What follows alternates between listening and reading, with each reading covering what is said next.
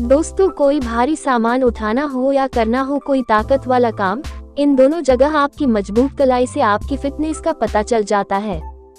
कलाई रिस्ट का मजबूत होना काफी जरूरी होता है क्योंकि इससे आपकी पर्सनैलिटी अच्छी दिखने के साथ साथ रोजमर्रा के कामों में भी आपको काफी मदद मिल सकती है।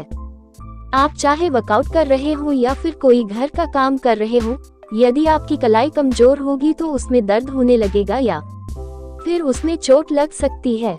हो सकता है आपकी रिस्ट भी पतली हो और आप अपने कलाई और हाथ मोटे करने के उपाय सर्च कर रहे हैं। तो आज इंतजार खत्म हुआ क्योंकि इस वीडियो में आप देखेंगे कि वे कौन सी आसान एक्सरसाइज हैं जिनसे आपको फायदा मिलेगा। इसे वर्कआउट के पहले या बाद में कभी भी कर सकते हैं। इसे करने के लिए एक कुर्सी पर बैठे और डंबल को पकड़ें। अब कलाई को मेज पर रखकर नीचे की ओर इस तरह लटकाएं कि आपका पंजा नीचे की ओर हो जबकि कोहनी मेज पर रखी हो। याद रखिएगा, शुरुआत में भारी डंबल का प्रयोग न करें, नहीं तो खिंचाव आ सकता है। उसके बाद हाथ को फोटो के मुताबिक धीरे धीरे ऊपर लेकर जाएं और फिर नीचे लेकर आएं। इसी तरह दोनों हाथों से 10-15 राउंड के 3 सेट करें। इस एक्सरसाइज के लिए आपको एक कुर्सी और रेजिस्टेंस बैंड की जरूरत होगी। कुर्सी पर बैठने के बाद रेजिस्टेंस बैंड का एक सिरा हाथ में लपेटें और दूसरे सिरे को अपने पैर के नीचे दबाएं। ऐसा करने से कलाई नीचे की ओर खींचेगी लेकिन आपको उसे ऊपर की ओर खींचना है।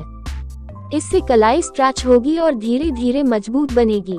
एक हाथ से 10-15 रेप्स लगाने के बाद इसी क्रम को दूसरे हाथ से दोहराएं।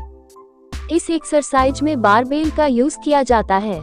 कई जिमों में इसके लिए रिस्ट रोलर मशीन भी होती है। इसे करने के लिए बारबेल को दोनों हाथों से पकड़ें और फोटो में दिखाए मुताबिक कलाई की ताकत से अंदर की ओर रोल करें।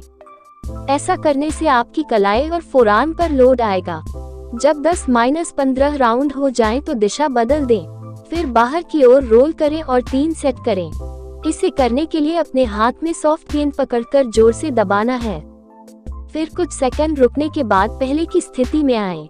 इसी क्रम को 10-15 बार दोहराएं और फिर दूसरे हाथ से भी ऐसा ही करें।